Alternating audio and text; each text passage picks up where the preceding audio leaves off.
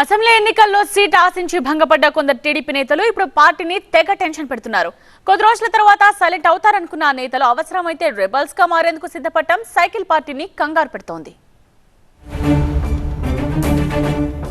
ఈసారి ఎలాగైనా అధికార వైసీపీని గద్దెదించాలని పట్టుదలగా ఉన్న టీడీపీని పలు చోట్ల రెబల్ క్యాండిడేట్స్ టెన్షన్ పెడుతున్నారు. గతానికి భిన్నంగా ఈసారి కాస్త ముందుగానే టీడీపీ అధినేత చంద్రబాబు సీట్లు ప్రకటించారు. అక్కడక్కడ అసంతృప్తులున్నా వారంతా ఎన్నికల నాటికి సర్దుకుంటారని భావించింది టీడీపీ నాయకత్వం. అయితే కొన్ని చోట్ల టీడీపీ రెబల్ నేతలు తగ్గేదేలే అన్నట్టుగా వ్యవహరిస్తున్నారు. చివరి నిమిషంలో అయినా సీటు తమకే వస్తుందని కొందరు, సీటు రాకపోతే ఇండిపెండెంట్ గా అయినా బరిలో దిగుదామని మరికొందరు బహిరంగంగానే చెప్తున్నారు.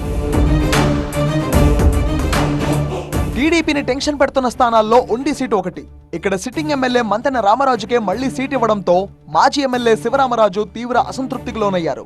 2009-2014 ఎన్నికల్లో శివరామరాజు ఉండి నుంచి టీడీపీ తరఫున పోటీ చేసి 2 సార్లు గెలిచారు. ఈసారి ఎన్నికల్లో తనకు సీటు వస్తుందని ఆశించి భంగపడ్డారు.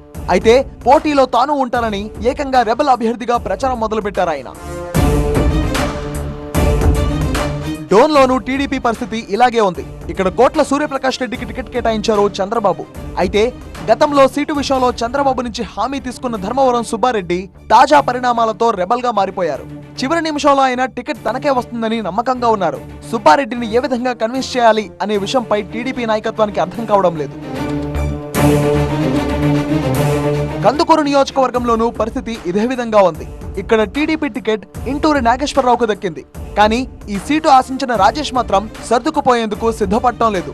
అవసరమైతే ఇండిపెండెంట్ గా పోటీ చేస్తున్నా అంటున్నారు ఆయన.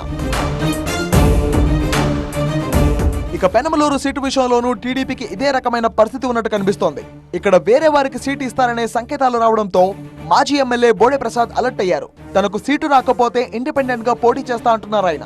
ఇలా అనేక నియోజకవర్గాల్లో టీడీపీ నేతలు వెనక్కి తగ్గబోమని చెప్తుండడంతో వారిలో ఎంతమంది రెబల్స్ గా మారి పార్టీ విజయావకాశాలకు గండి కొడతారు అనే టెన్షన్ ఇప్పుడు టీడీపీని వెంటాడుతోంది.